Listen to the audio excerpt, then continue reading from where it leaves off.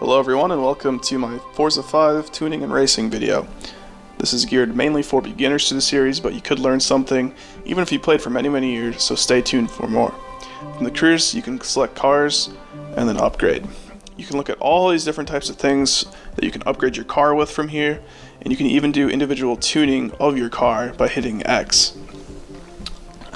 If you go into the tuning of the car, you can see, tire pressure and all these sorts of things that may leave you feeling a little overwhelmed and you just don't know where to begin. And unfortunately, that's not what this video is about. I'm not going to go over each individual thing and what they do. There's other videos on YouTube for that. I'm going to tell you how to do this from a beginner standpoint. You can do a quick upgrade, or you can do a setup manager. If you load setup, you can take a look at other people's tunes. Other people from the Forza community who have uploaded these for you. And take a look at the ratings on the left there, or the class, even the different changes to your speed, handling, acceleration, launch, and braking.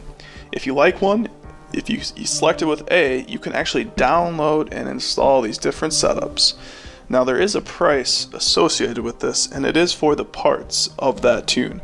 You don't actually have to pay the tuner for their build, which is actually pretty nice. You just pay for the parts, and you can install them from the screen.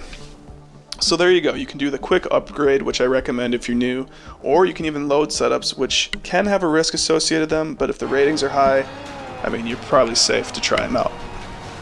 Now, the racing part of this video is mainly for people who, if you're racing online, you're never in first, and you can't seem to find a way to win any races, and you're just getting frustrated with the game, or perhaps you just don't know the correct way to race, or you just have questions about what you should be doing. I hope that this part of the video helps you guys and will help your lap times exponentially. So let's take a look here at what I'm doing in this race, which is actually on the test track, to see, what am I doing right, what am I doing wrong. This is the toughest turn in my opinion, and I took a little wide there, so next time I come around that lap, I'm going to show you how to do it the correct way. But here we go. We're going around this kind of wide turn here, and I do take this one a little wider than I would like, but it's not too bad.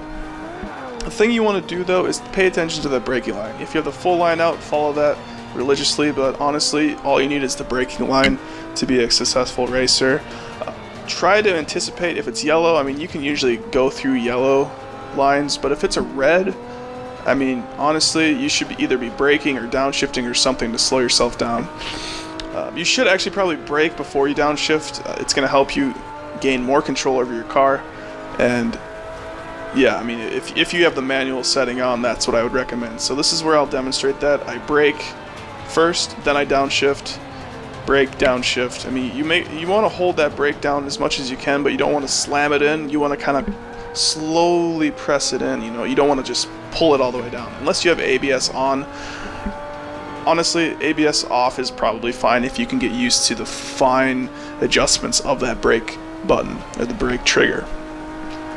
So another thing I kind of want to cover is the when to shift. A lot of people ask me, well, when do I shift? Well, you shift before red line. That's kind of a general rule of thumb, but each car is going to have better points to shift. Now here's that turn I talked about. I take it a little bit right on the line, and look how quickly I get out of that. That's the optimal turning point. So make sure you kind of stay on those braking lines as much as you can, and get on the practice track and try it out.